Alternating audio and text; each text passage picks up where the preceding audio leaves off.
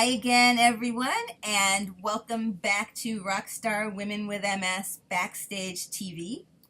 Today we have with us once again Mr. James P. Madonna, who I like to call Mr. Tell It Like It TIS, nutrition expert, holistic nutrition coach, and personal trainer. He's so graciously agreed to come back and join us again. Today, what I really wanted James to speak with us about is all of the options that we do have for foods we can eat. I'm thinking if most of you by now have already listened to part one of the video, and the word no was said a lot in that video. And Yep. he was talking about, for our own good, the things that we should try to stay away from. But I also don't want everybody to come away feeling like that video was just no, we have MS, we can't eat anything, because that's very far from the truth. So today, James is going to be talking to us about a bunch of yeses, what things we can eat, what things we should be eating to help us with our nutritional needs and MS concerns. And he's even going to give us a few tips on how to make some of those things into some tasty recipes that we can also enjoy. So, James, welcome back. Thank you so much again for taking time out of your schedule to help us out. I really appreciate it.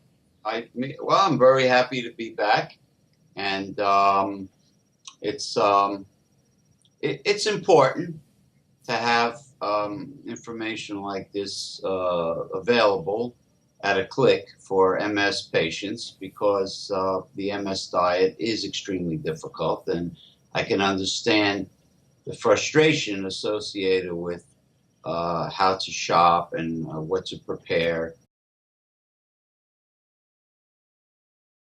Now, I just want to start off by saying that I forgot, because we had so much to say in part one, I forgot to tell people that when you stay away from the grains that contain gluten as an MS patient, okay, wheat, barley, and rye. I forgot to mention that also you must not consume all of the relatives of wheat, which is spelt, kamut, and farro. Cannot have those either, because they're related to wheat. So I will begin with things that. So we're beginning with a no, but we are gonna change it up. I don't want people. Yeah, I don't want MS patients to say, I'm not consuming wheat. I've been consuming this exotic grain called kamut. It's from, right, and then find Egypt. Out it's as bad as wheat for us. Right, exactly. Now, the good thing is all other grains outside of the wheat family, rye, and barley, you can consume because they don't contain gluten. We have corn and oats, which, from what I understand, are gluten-free. There's I think it's an Ethiopian grain called teff, very tiny seed that's you can eat. You can also consume the pseudo grains, which are not really grains, but they're treated as grains, and they're absolute nutritional powerhouses, and that's amaranth and quinoa, which were used by the Aztecs, Mayans, and Incas. Extremely high in nutritional density, more calcium than dairy products, especially the quinoa. And the quinoa comes in different varieties: black, red, and golden yellow. The popular one is golden yellow. Now you can consume those. Chia seeds, which have become the rage, are extremely high in nutrition, similar to the quinoa and the amaranth. I like to combine quinoa and amaranth because they're both very similar in nutritional components, but the quinoa has more higher vitamins than the amaranth, and the amaranth has higher minerals content. Okay. So they're good complements if you Yeah, mix them complementary. together. The chia seeds are absolutely through the roof, powerhouse. Um, the typical serving size is 1 tablespoon of chia seed per serving. You could do a heaping; it doesn't matter, you know. And you should also consume um, a wide variety of colorful vegetables for the beta carotene content, which is an antioxidant, and the other nutrients that go with it. You can consume salads. You can.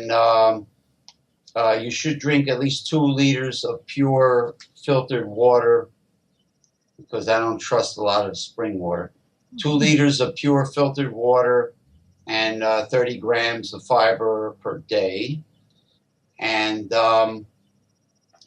as far as antioxidants go, it's very important for the MS patient.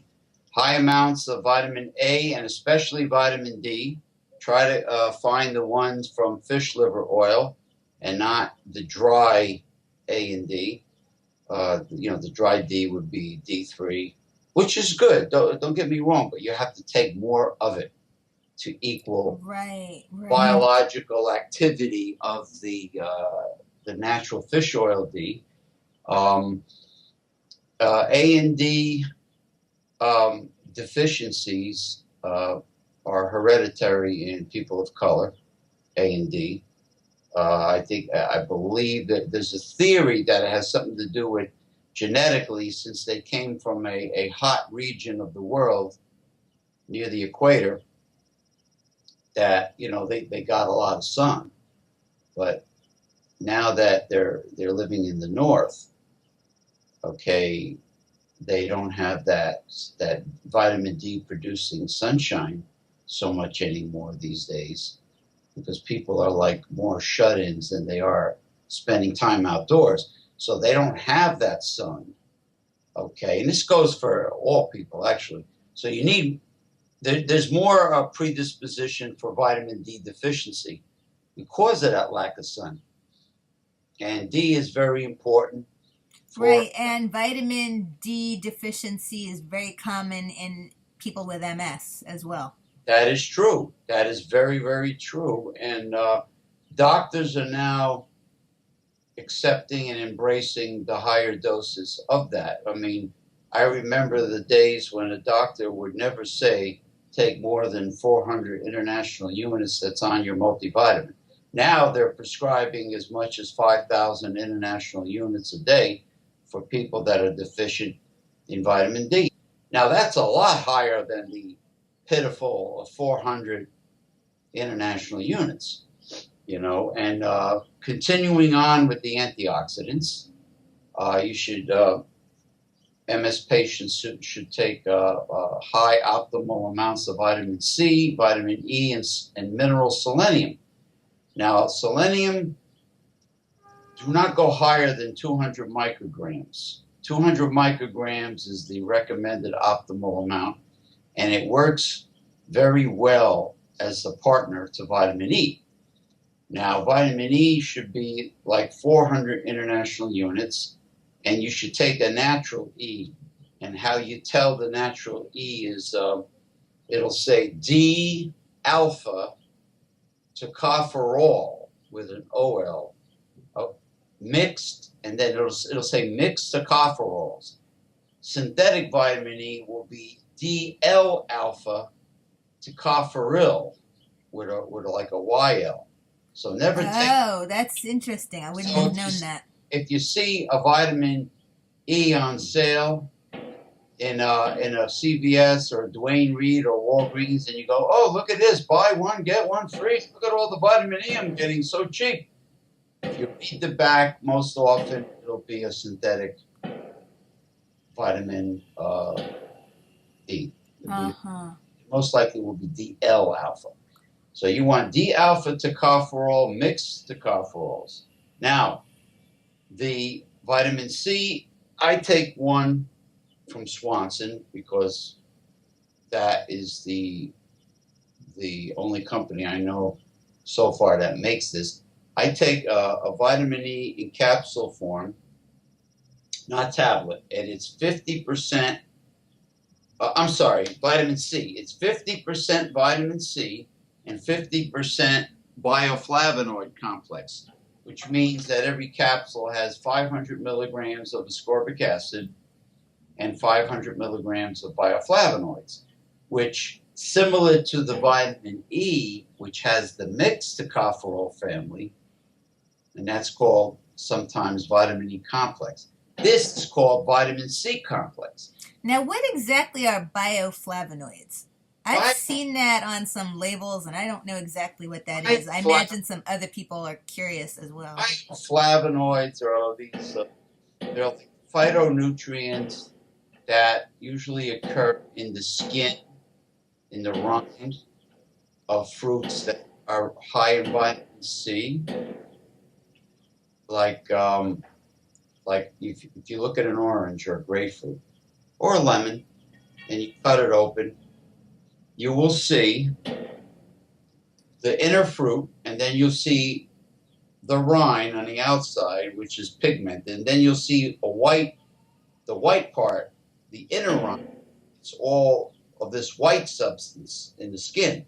That's where the bioflavonoids are located, and it's a phytonutrient that usually occurs with the natural beta carotene, which is the pigment of the fruit, and that's where your antioxidants are. Your brightly colored or deep colored fruits, your purple fruits, your dark blues, black, almost black, orange, reds, yellows, all your bright and dark colored fruits. The antioxidant value is in the skin.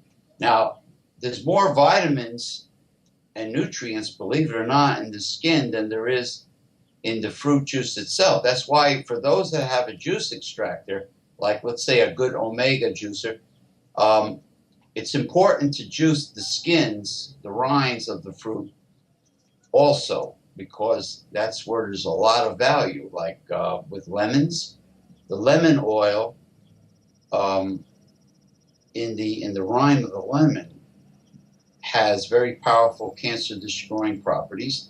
So you want to juice the skins. Do not buy wax fruit. I know Americans like everything real pretty and shiny looking, but the wax seals in the pesticides. Pesticides are between the skin of the fruit, and then when they wax it to make it look all shiny and pretty, then it seals it in. Then now you have to peel the skin off. Right, and that's one of the things that we have to get used to, is not needing the fruit to look pretty, because honestly, when you see a lot of organic fruits and vegetables, right, you look at them and they look like they fell off the back of the truck, and they look dirty, and the stuff, they look small, they look dirty, they look a little beat up, and we don't want to eat them because we're used to how pretty and big everything looks in the supermarket. But we really need to be aware of what they do to those foods to make them look so lovely in the supermarket. And things like the waxing that you're saying, sealing in pesticides, those are not things I would have even thought of, honestly. Yeah, and you can't trust, the produce soaking to accomplish a, wax on, wax off, no pun intended, effect. I mean, some people might claim that their wash will remove the wax. How do you know? How do you know for sure? You can't see wax floating at the top of the water line in the bucket. You don't know if wax is off or not. So the more beat up, like you said before, the more beat up and dull and dingy the fruit looks, the more organic, more likely that it will be organic. More likely that it'll be better for you. I will never forget a friend of mine who is originally from Ukraine said to me once years ago, she said, "You realize strawberries aren't supposed to be as big as your head, right?" She said, "This is not what they look like coming out of the ground." And red, like somebody, an artist, painted them. She said, "They don't look like this. They're a lot smaller, and they just don't look like this." And that's something I had never even considered, because that's how I've always seen them. But And those are things I guess we should all be more aware of. hey, not to change the subject, but Siamese fighting fish don't look that gorgeous in the wild. That's all genetics and specialized breeding, you know, and things of that nature. Yeah, but the same thing with the fruit. You know, if you want an original heirloom, organic, non-GMO fruit, it's not going to be pretty to look at, but I assure you, it will be more flavorful and much more nutritious and safe, because it won't be a GMO product. Now, I am happy that more and more Americans, as time goes by, are becoming educated at a fast rate as to how unsafe factory farming is. Getting back to what we can and should be eating. So just to recap the cans, we have all of this range of gluten-free grains and all of the green leafy vegetables that you mentioned. We want those. We want the brightly colored fruits. All of these things we both can and should be eating. So right. I guess my next question is about amounts. What should we be trying to make sure we eat daily? Like, is there a certain amount of protein we should try to get? Certain amount of antioxidants we should try to get? Is there some kind of ballpark that we should, as patients with MS, now really try to make sure that we eat during the week or during the day? Right. Well, there are foods, or all hope is not lost. All is not lost. There are definitely foods MS patients can consume. Now, this is extremely important. It's a food, but it's also a supplement. MS patients should consume high amounts of omega-3 fatty acids, EPA and DHA, which are mostly found in oily seafood, including the richest source happens to be the New Zealand green lip mussels. For those of you that go to buffets, if you ever see these large, gigantic mussels, MUSSEL, with pretty green coloration on the shell, those are the green lip mussels. They are the richest source, and also salmon. Never get farm-raised salmon. Always the wild salmon are very high in omega-3 fatty acids, as well as other oily fish like sardines, herring, mackerel. Now, you should eat a lot of those. Now, they recommend 2 to 3 ounces of this oily fish per week. If you eat more than it, no problem. No problem at all, because salmon is also rich in protein. I believe it's like 100 grams per pound. Wow. Of the wild salmon. And you should also take, to protect and possibly repair the myelin sheaths of the nerve cell, you should take a optimum high dose omega-3 fatty acid supplement, and some of them are only one, the concentrated ones are only 1 soft gel a day. There's one that comes from New Zealand mussel that it just came out on the market. There's another one from squid called calamari, as in calamari. And there are others with combination sources. But the concentrated ones usually are 1 soft gel per day, which makes it easier, and it's smaller. Makes it easier on people who really hate to swallow so-called pills. What makes me laugh about people that complain about taking a lot of supplements is they will think nothing at taking a handful of pharmaceutical drugs, Right, right. prescription drugs, but they won't complain. They won't call those pills, you know. Yeah, so the salmon, the omega-3 fatty acids, is one of the most important supplement, not only for the MS patients, but for people with arthritis and cardiovascular patients, and actually all people. It's very good. Just like the organic extra virgin coconut oil, very medicinal. I definitely recommend essential fatty acids. Okay, fats are not the enemy. All this while, it was sugar, refined carbohydrates, white flour, white sugar. That was the problem. Now, what to make, what to prepare. Now, the biggest obstacle that I could see is in preparation of food is how to replace dairy and eggs.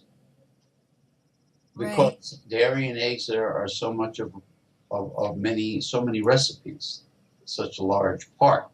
Now, flaxseed meal, finely ground flaxseed meal, is an excellent egg replacement for vegans. In this case, we're going to say MS patients. It has an egg-like consistency. So you will use that. You could use chia and hemp seeds finely ground, but let's just talk about flax for now, because I know it has a very egg-like consistency. As far as milk replacement, you can't use soy because soy is a legume. Right, which I'm glad you mentioned. I know we had spoken about that earlier. I wasn't even thinking about things like tofu being legume based, but that's what they come from, soybeans. And soy milk. Yeah. And soy milk. And soy milk as well. That's something probably a lot of us would mess up and get because we're thinking, oh, well, it's soy, it's not dairy. But it's another thing that we have to worry about. It's legume based. No, I have a problem with store-bought. Now we're getting into the alternatives to the soy milk. I have a problem with store-bought almond milk and other nut milks because it has been proven that such a tiny, minute percentage of that milk is made up of the almonds or any other nuts and seeds. There's a lot of filler in the supermarket almond milk.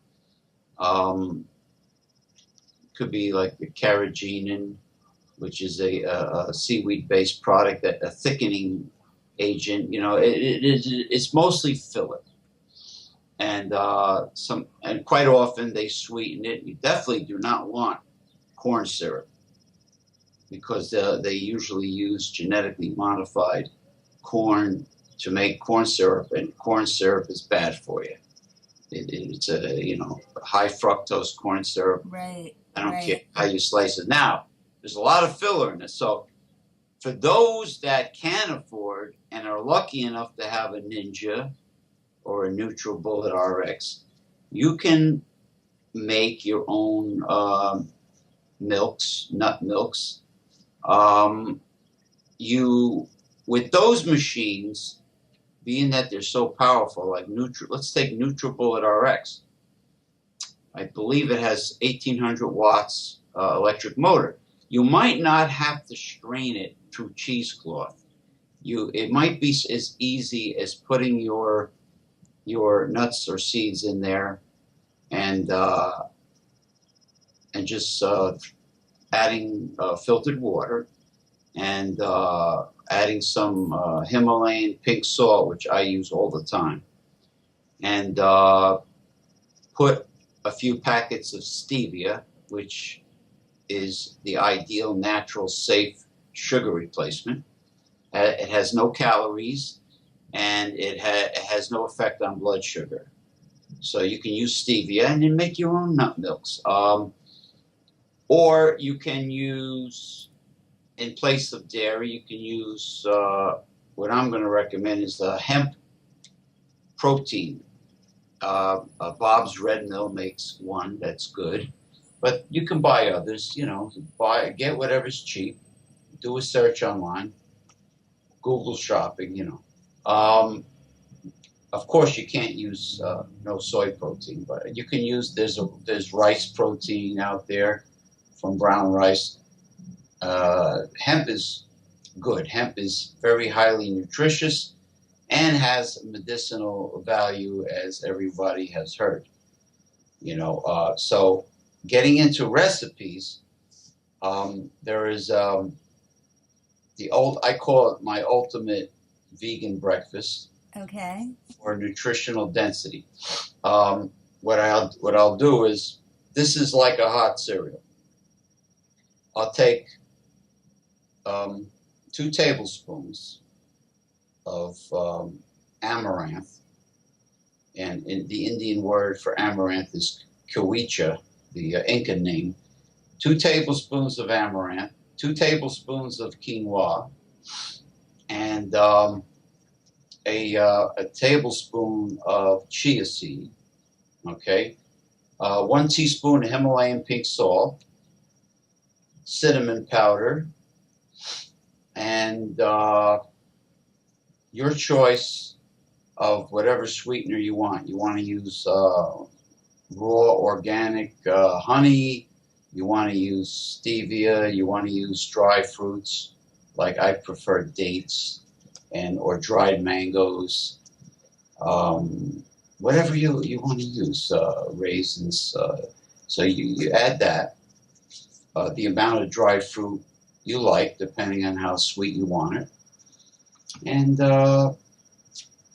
I would go more than a cup of water, because if you're just doing the grains, you would use a cup of water, because 4 tablespoons of grains is equivalent to 1/4 of a cup.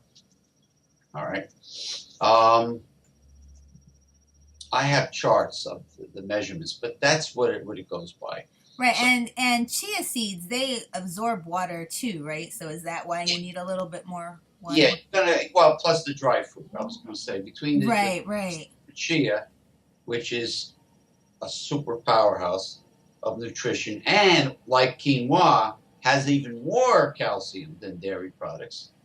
Like God, I think over 14 times the calcium of dairy. Really? Yeah, it's pretty, and it has equal between those 3 items. It has the equivalent of meat in protein value, amino acid value. Incredible. Yeah, so you can imagine what great veggie burgers you can make from them. If you grind them up with a good processor. Anyway, I would go like 1.5 cups of water. And just to play it safe, and put it on low flame, or put it on very low if you have an electric stove. If you're unfortunate enough to have an electric stove, to be stuck with one, put it on low. And because if you have a double boiler now, by all means use a double boiler.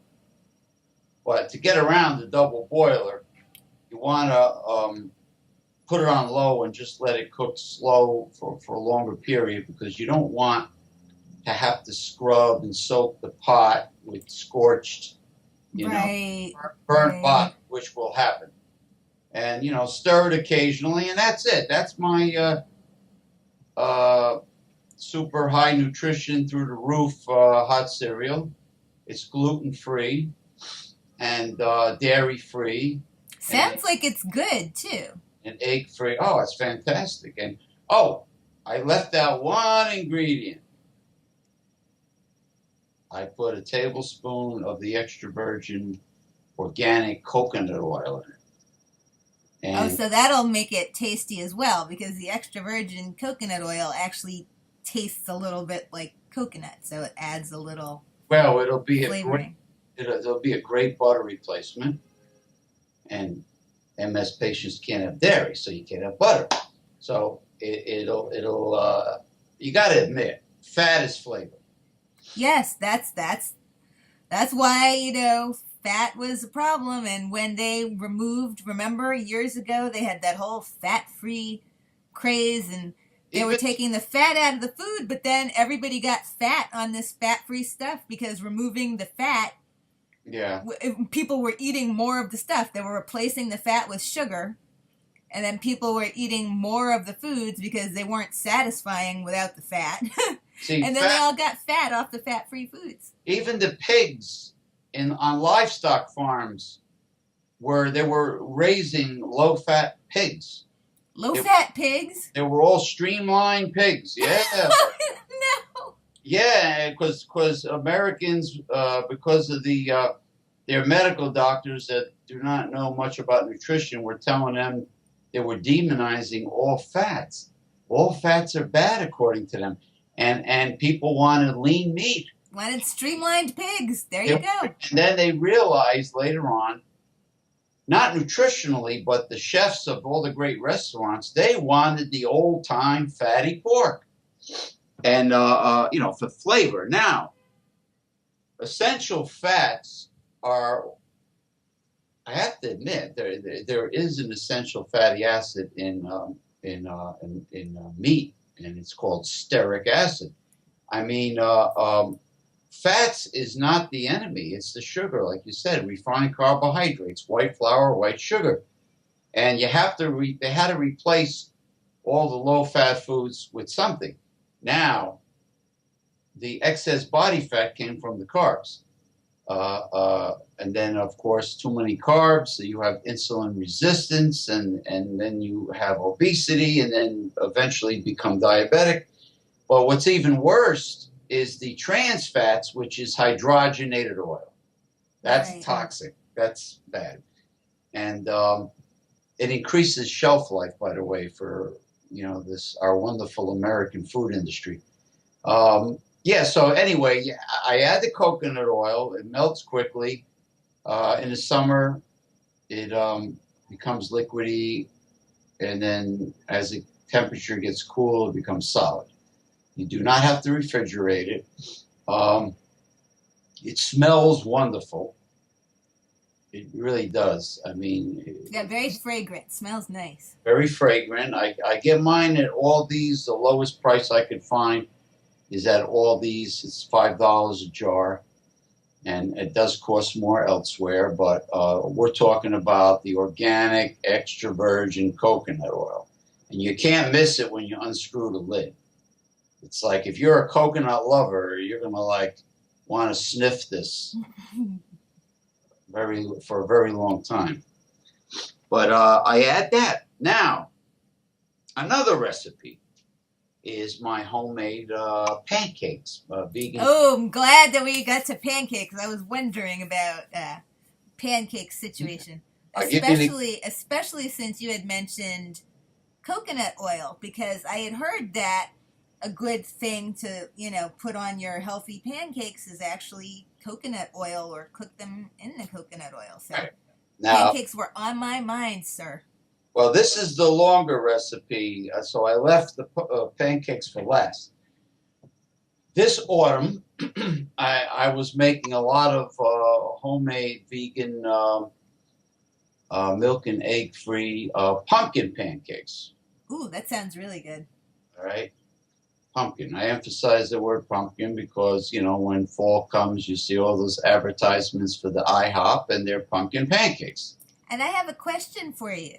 Now, pumpkins being orange, that's a good source of antioxidants for us? Oh, yeah. Natural beta-carotene.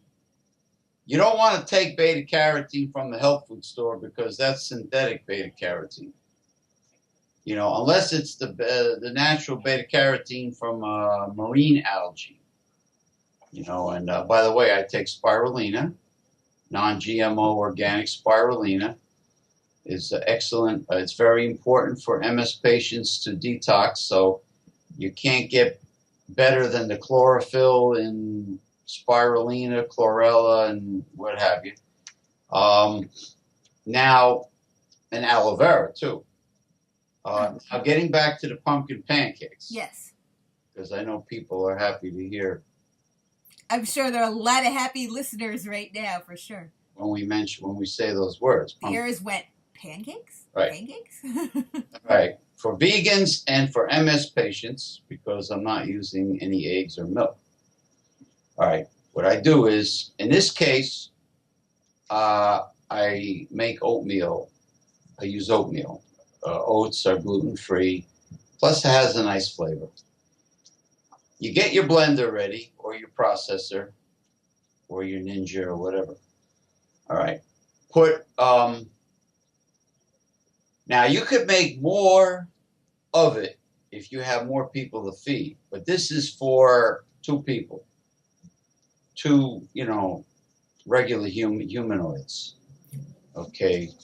Not a buffet guy like myself. Not bodybuilders or something. No. Or not, somebody that's extremely large, like a big basketball player or football player. Now, 2 cups of rolled oats, old-fashioned rolled oats. You could go heaping, it doesn't matter.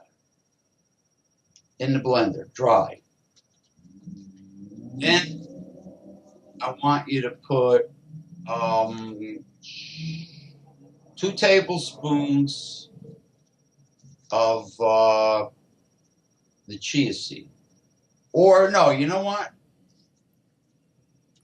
Yeah, 2 tablespoons of level tablespoons of the chia, a heaping teaspoon of the Himalayan pink salt, a decent amount of cinnamon powder, and I want you to add 1 portion, which is 1/4 cup of the hemp protein, because we need to replace. Now the hemp protein, that's a powder, like you can buy a powder.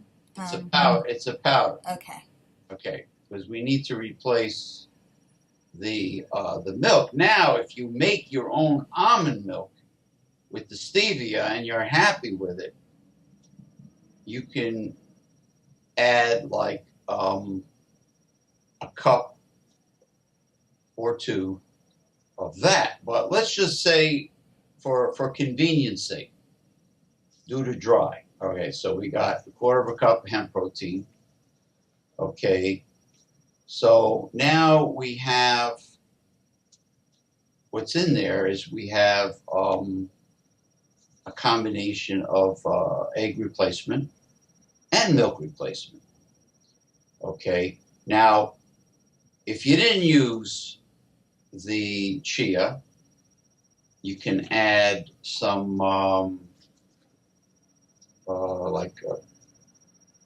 some flax, like 2 tablespoons of flax. If you don't have chia, you can use flax, but we're using chia for the nutritional benefit of it. Okay, now for flax, by the way, which is the popular egg replacement, flax is good for women because it is very rich in phytoestrogens. So it's great for menopausal women and women that have a tough PMS. Okay, now what you want to do is turn the blender or the processor on grind and let that whole thing grind into a flour. Let it go. It won't take that long. Maybe 5 minutes or so. If it's a Ninja or a NutriBullet RX, it'll take less than that. So grind that into a flour. Now you want to remove it into a plastic container from the blender. Do what I do. I get the end, I get a chopstick, and I loosen any caked amount that's on the bottom or on the blades. Bang it all out. Okay, now we're going to add the liquid portion of the recipe.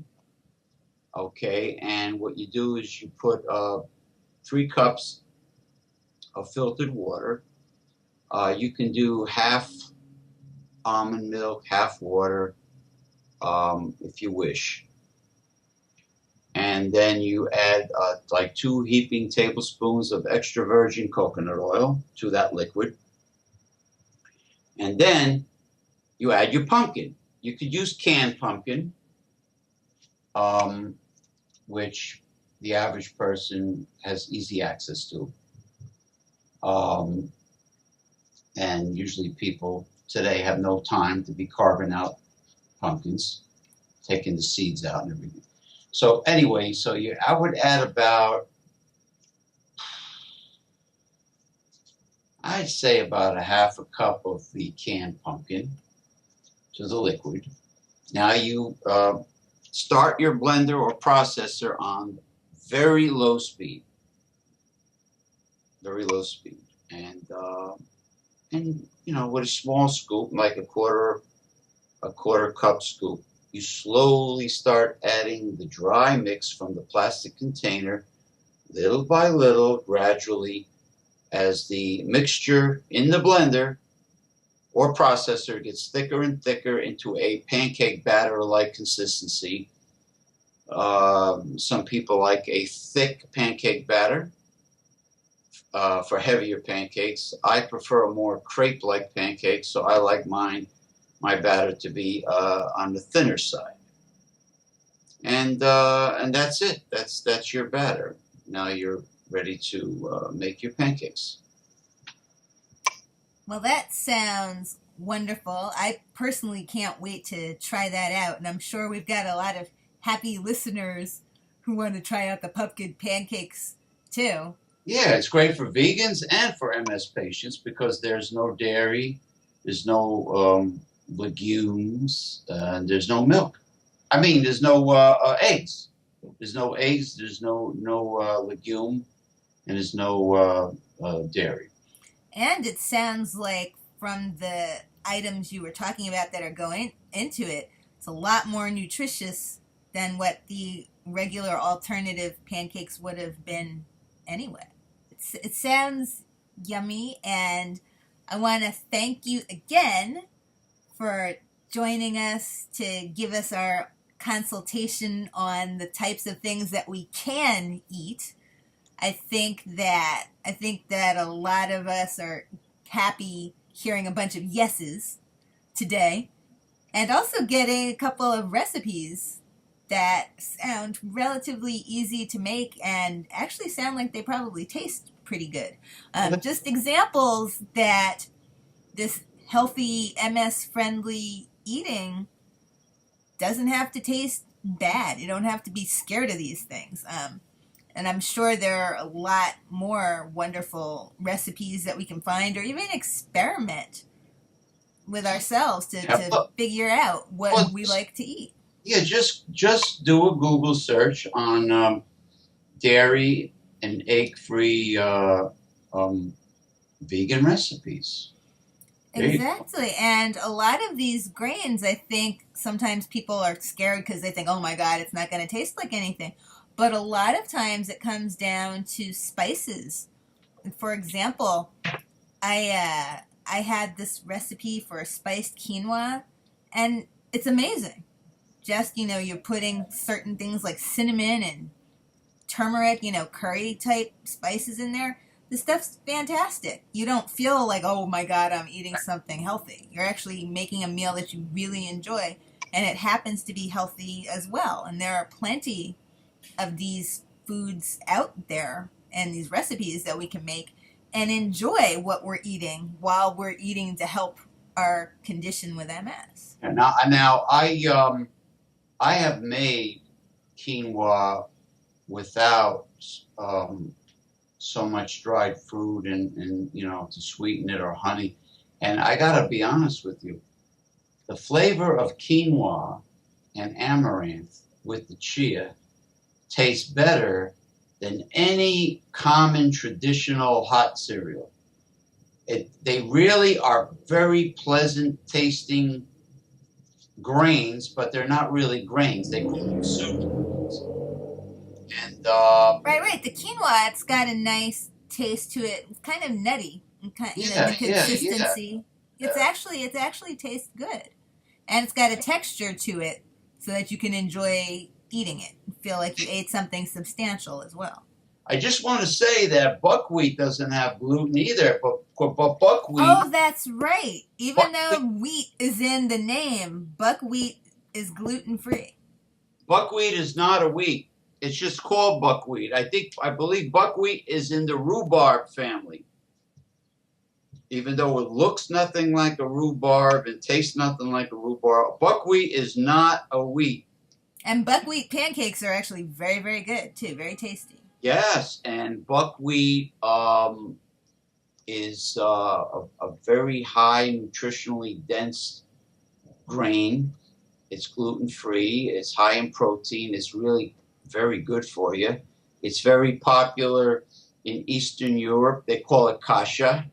Oh, that's right. Kasha is buckwheat. That's right. Buckwheat groats. I buy a large bag of buckwheat imported from Russia with all Russian letters on it, with some big heavy set woman holding a whole bunch of buckwheat in her arms. Some big Russian lady. Anyway, that's what I use, and I like the fact that it's all in Russian. So it gives it that authentic. Gives me confidence in using this kind of buckwheat. Um, I don't want to buck the buckwheat system, but it is good buckwheat. But to grind buckwheat to make the pancakes, you definitely have to have a higher end food processor or a Ninja or a NutriBullet RX, because I tried grinding buckwheat into a flour with my blender. It doesn't work. It's not powerful enough. Thank you so much for spending time with us again to go over a lot of these nutritional facts and also giving us some recipes that we can get started on using. I mean, it's always great to have a couple of practical things that you can actually go, all right, I can go into the kitchen and I can actually try this out and do this. And so I'm sure it's much appreciated. And this is proof that you can be a serious professional and still have a sense of humor. I mean, there's so many people out there that they do shows and they're so stuffy and formal, and they look like they need a lot of fiber in their diet. That's even one of the things that I say in my book. That's one of the must-have tools in your MS Rockstar toolkit arsenal. Gotta have a sense of humor. You have to have it. So, yes, thank you so much, James, for spending time with us yet again this afternoon. We really appreciate your being willing to take time out of your schedule to help us out with these nutritional issues and make it a little bit easier for us to figure out the types of foods that we should be eating, but also, giving us a couple practical steps on how we can get started with those recipes. That's a great thing too. So thank you for that.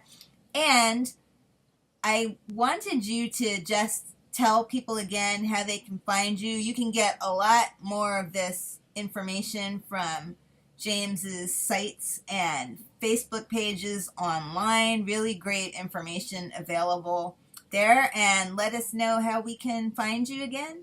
Our group that's attached to these shows, these series of shows I am doing with Lisa Cohen, our Facebook group is called Holistic Health Talk.